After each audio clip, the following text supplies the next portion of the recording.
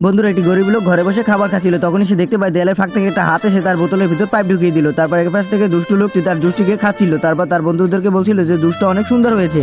এটা বলে তারপর সে আবারও খাওয়া শুরু করে দিল। তো গরিব লোকটি বুঝতে পারলো যে তার খাবার চুরি হয়ে যাচ্ছে। তারপর সে করলো কি, তার মরিচের বোতলের ভিতর তার পাইপটাকে ভরে দিল। তারপর সে খাওয়ার পরে দুষ্টু লোকটি পুরো প্রচণ্ড ঝাল লেগে গেল।